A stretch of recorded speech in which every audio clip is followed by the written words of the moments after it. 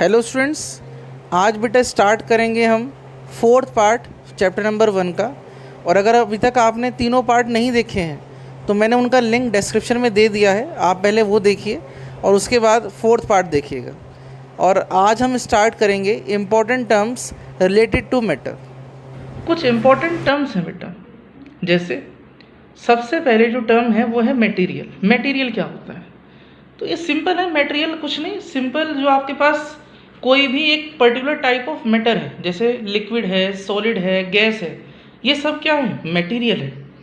तो बेसिकली अगर हम इसे एक डेफिनेशन के उसमें लिखें टर्म में तो क्या कहेंगे? The term material is use to describe a particular type of matter. Matter का क्या टाइप है? लिक्विड है, सॉलिड है, गैस है, ये सभी क्या है? मटेरियल है। ठीक है। देन सेकंड आता है हेडिंग आपका मास। मास क्या चीज़ है? सिंपल समझिएगा बेटा, बिल्कुल। मास होता क्या है बेटा? किसी भी बॉडी के अंदर जो मैटर भरा हुआ है, the amount of matter containing in a body is known as mass. जैसे सपोज मेरे पास एक कोई स्टोन की बॉल है, पत्थर की बॉल है, ठीक है, और एक मेरे पास थर्माकोल की बॉल है, सेम साइज है, तो मैं क्या कहूँगा किसका मास ज़्यादा है? स्टोन की बॉल का, क्योंकि उसके अंदर जो मटेरियल भरा हुआ है, जो मैटर भरा हुआ है, वो क्या है? बहुत ज़्यादा है। और अगर मैं बात करता हूँ थर्माकोल की बॉल का, उसके अंदर मास क्या है बेटा? कम है। क्यों? क्योंकि जो उसके अंदर मैटर भरा हुआ है वो आपका क्या है? कम। तो जितना ज़्यादा मैटर होगा मास भी क्या होगा? उतना ही ज़्यादा होगा। ठीक है। Then volume. वॉल्यूम क्या चीज़ होती है? तो बेटा वॉल्यूम तो बिल्कुल सिंपल, जैसे हमारे पास अलग अलग तरह की शेप्स होती हैं। क्यूब है, क्यूबॉइड है, सिलेंडर है ना, ये सब है। तो आपने 8th क्लास में अभी फॉर्मूला पढ़ के आए इन सब का ही। जैसे क्यूब का क्या फॉर्मूला होता है? अगर साइड ए होती है, ए क्यूब। अगर कोई क्यूबॉइड है तो क्यूबॉइड में क्या होती है? 3 side, that is length, breadth and height. तो क्या फॉर्मूला होता है वॉल्यूम ऑफ अ क्यूबॉइड का? Length into breadth into height, L into B into H. और अगर मैं बात करता हूँ किसकी? सिलेंडर की, तो सिलेंडर का फॉर्मूला क्या होता है? पाई आर स्क्वायर एच। अगर रेडियस कितनी है? आर, और हाइट कितनी है? एच। ठीक है। देन वॉल्यूम हुआ क्या बेसिकली? वॉल्यूम एक स्पेस है किसी बॉडी का एनवायरनमेंट के अंदर जो उसने ऑक्यूपाई किया हुआ है। तो बेसिकली इसकी डेफिनेशन क्या हुई आपकी? The amount of space occupy by a body is known as volume. Calculate करने के हमारे क्या है? अलग अलग फॉर्मूले हैं। अगर किसी सब्सटेंस का हमें वॉल्यूम कैलकुलेट करना है तो we have different formulas for calculate the volume. ठीक है। देन बात आती है डेंसिटी की। डेंसिटी क्या चीज़ होती है? तो बेटा डेंसिटी में आपको तीनों स्टेट की हेल्प से समझाता हूँ, देखिएगा बेटा। जैसे मैं बात करता हूँ सॉलिड की। सॉलिड के अंदर क्या है? स्पेस सेम है, देखिए तीनों का, सॉलिड का भी, लिक्विड का भी और गैस का भी। लेकिन नंबर ऑफ पार्टिकल्स की वजह से जो आपकी डेंसिटी है वो अलग अलग हो जाएगी। डेंसिटी का मतलब होता है कि एक वॉल्यूम के अंदर कितना मास एक्यूमुलेटेड है, कितना मास भरा हुआ है। तो अगर मैं बात करता हूँ सॉलिड की, तो सॉलिड के अंदर क्या है? नंबर ऑफ पार्टिकल्स क्या है? ज़्यादा है। तो सबसे ज़्यादा जो डेंसिटी है वो आपकी किसकी होगी? सॉलिड की। देन उसके बाद मैं बात करता हूँ लिक्विड की। तो लिक्विड के अंदर क्या है? पार्टिकल्स थोड़े दूर दूर हैं। तो क्या होगा? इसके अंदर नंबर ऑफ पार्टिकल्स हमारे कम भी हैं। तो बेसिकली वॉल्यूम तो वही रहा, लेकिन मास क्या हो गया? कम हो गया। तो इसकी डेंसिटी क्या हो जाएगी? सॉलिड से कम। और अगर मैं बात करता हूँ किसकी? गैस की। तो गैस के अंदर बेटा पार्टिकल्स क्या है? सबसे कम है, लेकिन वॉल्यूम क्या है? सेम। तो इसका मतलब क्या होगा कि जो गैस की डेंसिटी होगी वो सबसे कम होगी। समझ गए बेटा? नॉर्मल लाइफ से एग्जांपल लेते हैं।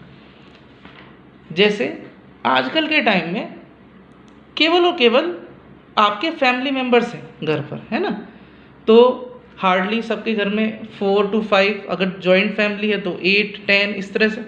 नॉर्मल फैमिली की बात करते हैं, सिंगल फैमिली हार्डली 5 मान लेते हैं, ठीक है। देन सपोज आफ्टर लॉकडाउन कुछ गेस्ट आपके घर पर आ गए, ठीक है। तो बेसिकली जिस रूम में आप बैठे हुए हो अभी फ़िलहाल क्या कंडीशन है, अगर सब बैठ जाएं तो 5 मेंबर्स होंगे, और अगर आफ्टर लॉकडाउन 5 गेस्ट और आ गए आपके यहाँ पे, तो वो 5 गेस्ट भी उसी रूम में बैठे हुए हैं, तो आप कितने मेंबर हो गए, 10, है ना। तो अब ये सोच के देखो कि डेंसिटी किस कंडीशन में ज़्यादा होगी, करंट सिचुएशन में या आफ्टर लॉकडाउन वाली कंडीशन में। ऑब्वियसली किस में ज़्यादा होगी, आफ्टर लॉकडाउन वाली कंडीशन में। क्यों, क्योंकि जो रूम का साइज़ है वो तो सेम रहा आपका, लेकिन जो उसके अंदर मास है, नंबर ऑफ पर्सन का क्या होगा, मास बढ़ेगा ना। सब पहले 5 पर्सन का मास था, अब कितने हो चुके हैं, 10 पर्सन हो चुके हैं। तो जाहिर सी बात है क्या होगा कि जो 10 पर्सन का मास है वो 5 पर्सन से क्या होगा, ज़्यादा होगा, है ना। तो डेंसिटी किसकी ज़्यादा होगी, केस 2 की। क्लियर है बेटा। देन फिर बात आती है बेटा फ्लूइडिटी की। फ्लूइडिटी क्या होती है, तो फ्लूइडिटी का मतलब होता है बेटा ability to flow of a substance is known as fluidity. यानी कि किसी सब्सटेंस की फ्लो होने की जो एबिलिटी है, जो प्रॉपर्टी है, वो क्या कहलाती है, फ्लूइडिटी कहलाती है, ठीक है। अब कुछ बच्चों को कन्फ्यूज़न ये होता है कि सर फ्लूइड का मतलब क्या है। बेटा फ्लूइड का मतलब 2 स्टेट से होता है, एक लिक्विड से और एक गैस से। दोनों ही चीज़ों को हम क्या कहते हैं, फ्लूइड कहते हैं। कुछ बच्चों को अभी तक ये पता था कि जो फ्लूइड है वो क्या होता है, वाइटनर होता है। नहीं बेटा, फ्लूइड होता है 2 स्टेट को रिप्रेजेंट करने वाली चीज़, that is liquid and gas, ठीक है। फिर आती है आपकी next important term, that is kinetic energy. ये मैंने आपको स्टार्टिंग से बताइए बेटा, काइनेटिक एनर्जी आपकी मोस्ट इंपॉर्टेंट टर्म है। काइनेटिक एनर्जी का मतलब क्या होता है, अगर कोई भी बॉडी आपकी किस में है, मोशन में है, यानी कि अगर किसी भी बॉडी के अंदर क्या हो रहा है, मूवमेंट हो रहा है, मोशन हो रहा है, तो उस बॉडी के अंदर कौन सी एनर्जी होगी आपकी, काइनेटिक एनर्जी, ठीक है, समझ गए बेटा। देन उसके बाद आती है आपकी जो मैटर है उसकी फिजिकल प्रॉपर्टीज़ के बेसिस पे हमने क्या किया है, उसको क्लासीफाई करा है। जो हम इस सिलेबस के अंदर पढ़ेंगे वो हमारी मेन 3 स्टेट्स हैं, सॉलिड, लिक्विड एंड गैस। होती 2 और हैं, that is BEC and plasma. लेकिन जब हम हायर स्टडीज़ करते हैं ये दोनों स्टेट तब आती हैं। फर्दर 11th एंड 12th तक भी आपकी 3 ही स्टेट रहेंगी, सॉलिड, लिक्विड एंड गैस, ठीक है। Then properties of solid, liquid and gas are the simplest topics. ये बेटा आप पढ़ेंगे, ठीक है, और फिर भी अगर कोई इनमें डाउट आता है देन यू विल आस्क, ठीक है। देन उसके बाद हमारे पास होमवर्क नंबर 2 है। होमवर्क नंबर 2 के जो क्वेश्चंस हैं बेटा, they are most important question. उसके अंदर एक रबर बैंड वाला क्वेश्चन आएगा, रबर बैंड वाला क्वेश्चन है। देन शुगर एंड सॉल्ट वाला क्वेश्चन है, स्पंज वाला क्वेश्चन है। बेटा तीनों क्वेश्चन बहुत अच्छे हैं, कंसेप्ट क्लियर करते हैं बेटा ये आपका, कि आपका कंसेप्ट क्लियर है या नहीं है, ठीक है। तो बहुत ही अच्छी तरह से आप इन्हें समझेंगे, और फिर भी कोई डाउट आता है देन यू विल आस्क। अब आगे चलते हैं बेटा 3rd पेज पर। First topic is inter conversion of 3 states of matter. क्या होता है ये, इंटर कन्वर्जन का क्या मतलब है, काफ़ी इंपॉर्टेंट टॉपिक है, इंपॉर्टेंट मार्क कर लीजिए बेटा इसे, क्योंकि काफ़ी बच्चों को कन्फ्यूजन रहता है कि सर इंटर कन्वर्जन होता क्या है। तो बेटा मैं आपको सिंपल बता दूँ, एक डायग्राम बनाना है आपको। इसमें ये थ्योरी लिखने से पहले आप एक डायग्राम बना लेंगे। डायग्राम है ये, ऐसे ही लिखिएगा बेटा, solid, liquid and gas triangle की फॉर्म में, और ABCDEF, ठीक है। फिर ये ABCDEF है क्या, वो मैंने नीचे मेंशन किए हुए हैं। ये बेसिकली चेंजेस हैं, प्रोसेस के नेम हैं, ठीक है, ये हम डिस्कस करेंगे अभी। पहले मैं आपको बता देता हूँ कि इंटर कन्वर्जन बेसिकली है क्या नहीं, ठीक है।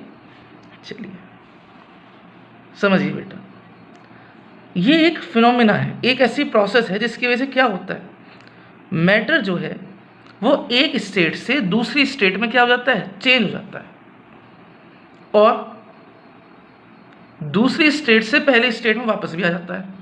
कब, क्या ऐसा क्या करना पड़ेगा हमें कि अगर हमने सॉलिड से लिक्विड में कन्वर्ट करा और हमें दोबारा लिक्विड से किस में चाहिए, सॉलिड में चाहिए, तो हम ऐसा क्या चेंज करें जो हमारी ये दोनों चीज़ हो जाए। तो दो चीज़ का चेंज करके आप कर सकते हो। क्या क्या है वो, एक तो है बेटा टेम्परेचर और एक है प्रेशर।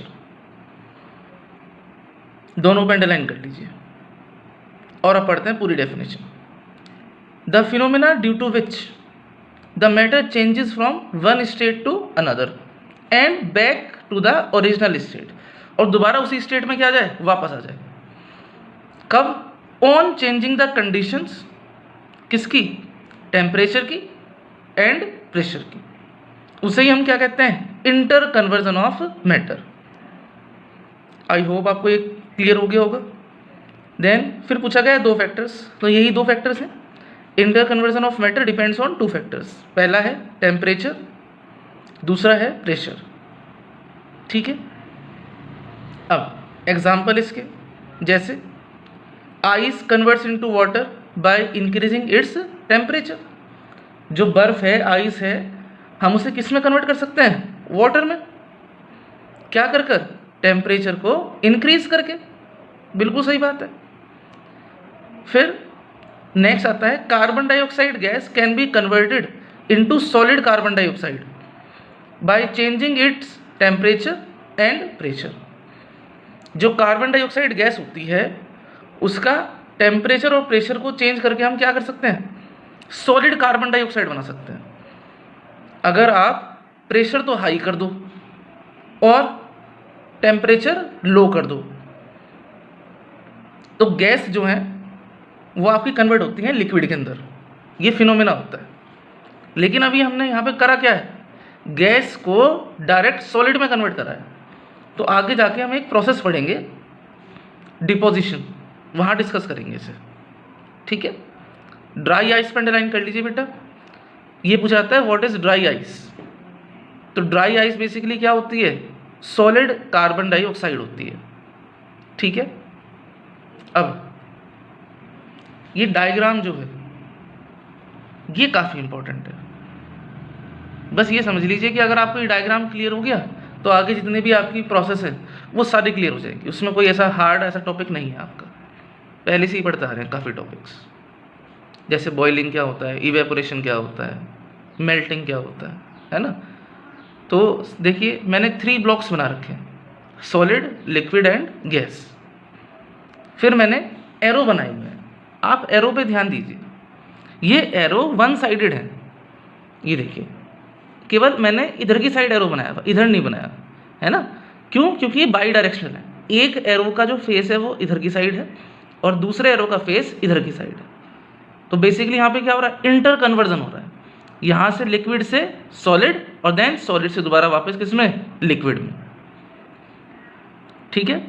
देन अब मैंने यहाँ पे लिखा हुआ है ए और नीचे लिखा हुआ है अलग से एक लाइन। ए के अंदर क्या हुआ है, लिक्विड से सॉलिड में कन्वर्ट हुआ है, मैंने यहाँ लिख दिया लिक्विड टू सॉलिड। और इस प्रोसेस को हम क्या कहते हैं, फ्रीजिंग। बर्फ जमाते हैं ना घर के अंदर, तो बेसिकली हम उसे क्या कर रहे हैं, फ्रीज कर रहे हैं। टेम्परेचर क्या कर देते हैं, लो कर देते हैं। इसके अंदर जितनी भी सारी हीट एनर्जी है सब्सटेंस के अंदर वो क्या हो जाती है, बाहर निकल जाती है और वो सब्सटेंस क्या होता है, सॉलिड बन जाता है। इसी वजह से इस प्रोसेस का दूसरा नाम क्या है, सॉलिडिफिकेशन। तो 2 वर्ड बताए मैंने आपको ए प्रोसेस के लिए, पहला फ्रीजिंग और दूसरा सॉलिडिफिकेशन। दोनों के अंदर होता क्या है, लिक्विड से सॉलिड में कन्वर्ट होते हैं, ठीक है। देखते हैं डेफिनेशन। 3rd पॉइंट में है फ्रीजिंग और सॉलिडिफिकेशन। देखिए, the process due to which a liquid changes into a solid state, underline कर लीजिए, liquid changes into a solid state at constant temperature by giving out heat energy, by giving out में underline कर लीजिए। सारी heat energy जो भी होगी substance के अंदर वो सारी क्या हो जाएगी, बाहर निकल जाएगी और सब्सटेंस क्या हो जाएगा, बिल्कुल ठंडा हो जाएगा, सॉलिड हो जाएगा बिल्कुल। ठीक है, अब ये जो कांस्टेंट टेम्परेचर है ये सबके लिए अलग अलग होता है। अगर मैं बात करता हूँ वाटर की तो उसके लिए अलग होगा, अगर बात करता हूँ अल्कोहल की उसके लिए अलग होगा। तो फ्रीजिंग पॉइंट कहते हैं इसे, जिस टेम्परेचर पे कोई लिक्विड किस में कन्वर्ट हो जाए, आपका सॉलिड में कन्वर्ट हो जाता है, वो कांस्टेंट टेम्परेचर आपका क्या कहलाता है, फ्रीजिंग पॉइंट। तो लिखा हुआ है, देखिए सिंपल है definition, the constant temperature at which a liquid changes into solid state by giving out heat energy is called freezing point. वो टेम्परेचर जिस टेम्परेचर पे क्या हो, लिक्विड जो है आपका सॉलिड में कन्वर्ट हो जाए, वो टेम्परेचर आपका क्या कहलाएगा, फ्रीजिंग पॉइंट कहलाएगा। ठीक है, देन उसके बाद है आपकी नेक्स्ट प्रोसेस बी। देखिए बी में क्या होता है, सॉलिड से लिक्विड में कन्वर्ट हो रहा है, डेट इज बी। तो बी में मैंने यहाँ पे लिखा सॉलिड टू लिक्विड, और इस प्रोसेस का नाम क्या लिखा मैंने, मेल्टिंग और फ्यूजन। मेल्टिंग का मतलब क्या होता है, सब जानते हैं, जब कोई सॉलिड जो है आपका किस में कन्वर्ट हो जाता है, लिक्विड में कन्वर्ट हो जाता है, तो उस प्रोसेस को हम क्या कहते हैं, मेल्टिंग, और उसी का ही दूसरा नाम क्या है, फ्यूजन। बस यहाँ पर क्या होता है, यहाँ पे एनर्जी रिलीज नहीं होती, यहाँ पे एनर्जी क्या होती है, एब्जॉर्ब होती है। कोई भी सब्सटेंस होगा अगर उसे हम क्या करेंगे, हीट करेंगे, और वो हीट एनर्जी को एब्जॉर्ब कर ले, तो वो सॉलिड से किस में कन्वर्ट हो जाता है, आपका लिक्विड में। आइस है, आइस को आप रूम में रख दो तो क्या करता है, जो एनवायरनमेंट की हीट है उसे एब्जॉर्ब करता है और मेल्ट होनी शुरू हो जाती है आइस, और कन्वर्ट हो जाती है किसमें, लिक्विड में। तो ये क्या है आपका मेल्टिंग प्रोसेस, पढ़ लीजिए फटाफट, the process due to which a solid changes into liquid state. तो आपको पता ही अंडरलाइन क्या करना है इसमें, solid changes into liquid state at constant temperature by क्या करके, गिव आउट करके एनर्जी, या फिर एब्जॉर्ब करके, एब्जॉर्ब करके। तो लिख लीजिए बाय एब्जॉर्बिंग हीट एनर्जी, इसमें अंडरलाइन कर लीजिए, इज कॉल्ड मेल्टिंग। ठीक है, देन अब बात करते हैं कांस्टेंट टेम्परेचर की, लिखा है ना कांस्टेंट टेम्परेचर। तो अब ये जो प्रोसेस है जिस कांस्टेंट टेम्परेचर पे होती है, उस कांस्टेंट टेम्परेचर को हम कहते हैं मेल्टिंग पॉइंट। देखिए, the constant temperature at which a solid changes into liquid state by absorbing heat energy is called its melting point. जिस टेम्परेचर पे कोई सॉलिड लिक्विड में कन्वर्ट होना स्टार्ट हो जाए, क्या कर कर, बाय एब्जॉर्बिंग हीट एनर्जी, वो कांस्टेंट टेम्परेचर आपका क्या कहलाएगा, मेल्टिंग पॉइंट कहलाएगा। आई होप आपको ये क्लियर हो गया होगा बेटा। ठीक है, देन सी पार्ट है। देखिए सी पार्ट में लिक्विड से किस में कन्वर्ट हो रहा है, गैस में, और डी में गैस से, अब लिक्विड से जब गैस में कन्वर्ट होता है उस प्रोसेस को हम बोलते हैं बॉइलिंग या फिर वेपोराइजेशन, और जब गैस से लिक्विड में होता है उसी प्रोसेस को हम बोलते हैं कंडेंसेशन और लिक्विफेक्शन। इनके जो अनदर नेम है मैंने वो भी दे रखे हैं आपको, तो आप ये भी याद करते चलेंगे। ठीक है, सिंपल प्रोसेस है, सिंपल, आपको बस ये याद रखना है। लिक्विड से गैस है तो आप क्या कहोगे, बॉइलिंग या फिर वेपोराइजेशन। गैस से लिक्विड है तो क्या कहोगे आप, कंडेंसेशन या फिर लिक्विफेक्शन। ठीक है, पढ़ते हैं। देखिए फिफ्थ पॉइंट, बॉइलिंग और वेपोराइजेशन। वही है सिंपल, हम कोई सब्सटेंस सपोज बॉईल कर रहे हैं, वाटर बॉईल कर रहे हैं, तो क्या होता है, वो एनर्जी को एब्जॉर्ब करता है। ये तो आप कॉमन सेंस भी लगाओ कि कहाँ पे आपको क्या करना होगा, एब्जॉर्ब लिखनी होगी और कहाँ पे गिव आउट लिखना होगा, है ना। यहाँ पे सिंपल सी बात है, जब आप बॉईल करोगे तो एनर्जी क्या होगी, एब्जॉर्ब ही तो होगी, है ना। तो ये तो आप कॉमन सेंस लगा के थोड़ा सा याद रखोगे। तो इसके अंदर क्या होता है, लिक्विड चेंज होता है किसके अंदर, गैस के अंदर, एट कॉन्स्टेंट टेम्परेचर, क्या करके, बाय एब्जॉर्बिंग हीट एनर्जी। आप देख सकते हो खाली चेंजेस कहाँ पे आ रहे हैं, जो लिक्विड चेंज हो रहा है सॉलिड में, सॉलिड चेंज हो रहा है लिक्विड में, बस ये चेंज हो रहा है, बाकी तो सब सेम है ना। देन उसके बाद बॉइलिंग पॉइंट आ जाएगा आपका, वही the constant temperature at which a liquid changes into its gaseous state by absorbing heat energy is called its boiling point. यानी कि वो कांस्टेंट टेम्परेचर जिस टेम्परेचर पे क्या होगा, कोई लिक्विड किस में चेंज हो जाएगा, गैस में चेंज हो जाएगा, वो टेम्परेचर आपका क्या कहलाएगा, बॉइलिंग पॉइंट। फिर है कंडेंसेशन। कंडेंसेशन क्या होगा? कंडेंसेशन का बेटा बेस्ट एग्जांपल है आपका, जैसे गर्मियों के टाइम पे कोई ठंडे पानी की बोतल रखी हुई है, ठीक है, तो आपने देखा होगा कि उस पानी की बोतल के ऊपर कुछ पुडल्स ऑफ वाटर, पानी की कुछ बूंदें जो हैं वो इकट्ठी हो जाती हैं। तो क्या होता है, कोई जादू हो जाता है कि प्लास्टिक की बोतल से पानी बाहर आ गया सरफेस पे?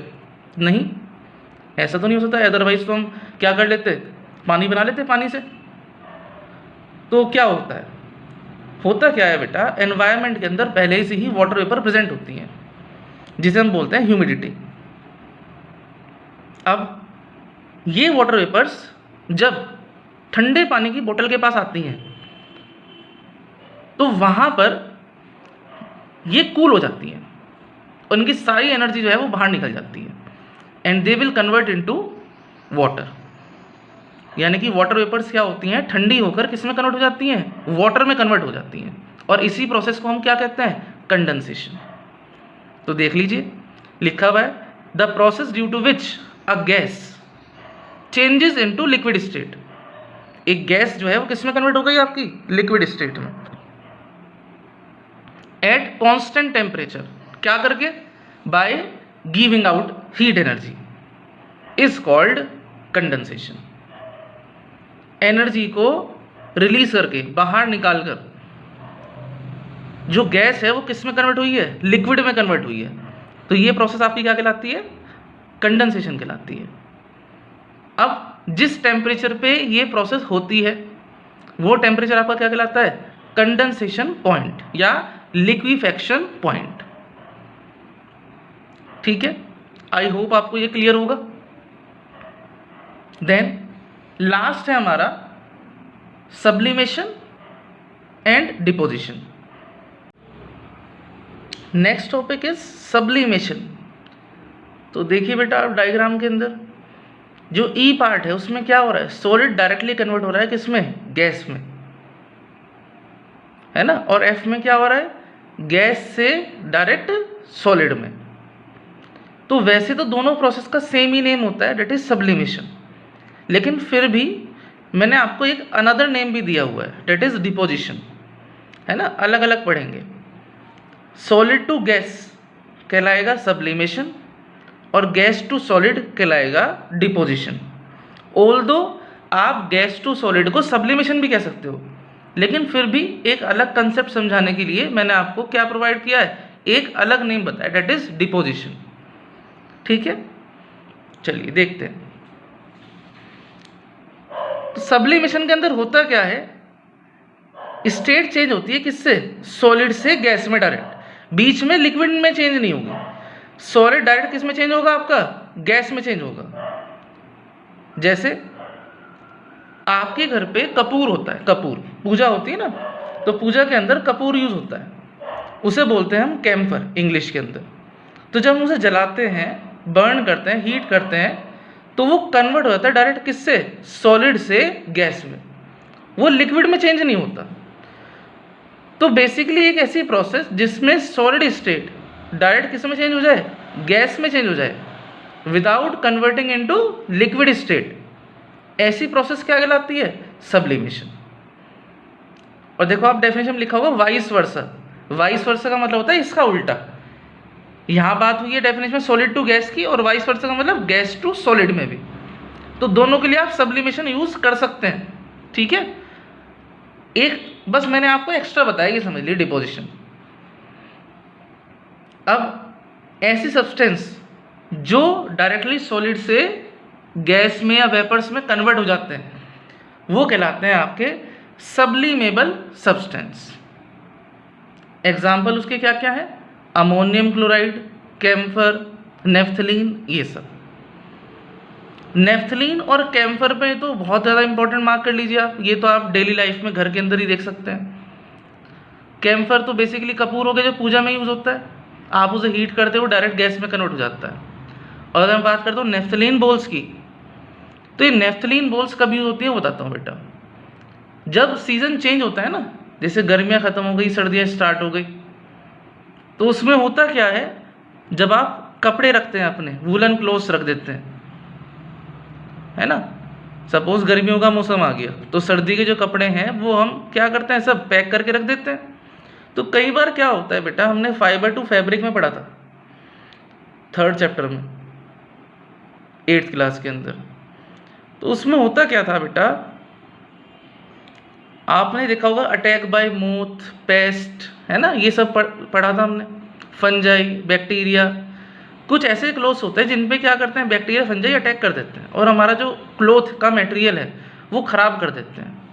तो इन सब से बचाने के लिए हम क्या यूज़ करते हैं, नेफ्थलीन बोल्स का यूज़ करते हैं। अब होता क्या है, जब आप इनको रखते हो नेफ्थलीन बोल्स को, तो इनका साइज़ लार्ज होता है, लेकिन आफ्टर सम टाइम जब सीज़न दोबारा आता है, जब हम कपड़े वापस निकालते हैं अलमीरा से, तो हम क्या देखते हैं कि नेफ्थलीन बोल्स गायब हो जाती हैं, या गायब नहीं होती तो क्या होता है, उनका साइज़ डिक्रीज हो जाता है। तो क्या हुआ, कोई मैजिक हो गया कि साइज़ डिक्रीज हो गया या गायब हो गई, वो डिसअपियर हो गई? नहीं, उनके अंदर क्या हुआ है, सब्लिमेशन।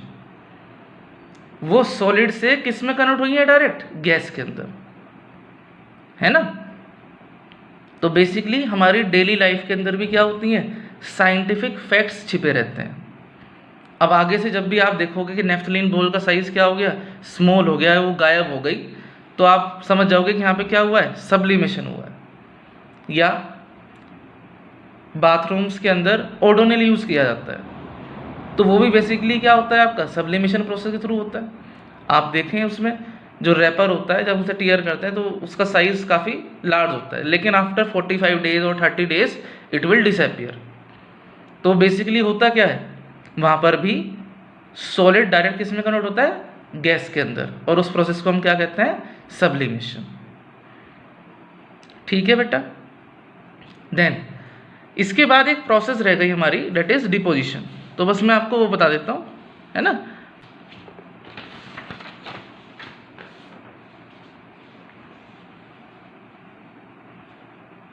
डिपोजिशन, इसमें बताया है कि the direct change of gas to solid without changing into liquid is called deposition. Means जो सब्लिमेशन वाली प्रोसेस थी, बस मैंने उसे थोड़ा सा डिवाइड कर दिया कि अगर सॉलिड से गैस होगा तो सब्लिमेशन बोल देना आप, और अगर गैस से सॉलिड होगा तो आप क्या बोल देना, डिपोजिशन बोल देना। एक ही बात होती है, कोई ऐसी अलग बात नहीं है। ठीक है, तो बस सिंपल जहाँ पर आपको लिखना हो गैस टू सॉलिड, वहाँ पर आप एक प्रोसेस लिख सकते हैं, दैट इज डिपोजिशन। ये हायर स्टडीज़ में आती है बेटा, लेकिन ये है कि आपको जितनी नॉलेज मिल सके उतनी गेन करिए, है ना। तो बस ये यहाँ तक रखते हैं वीडियो।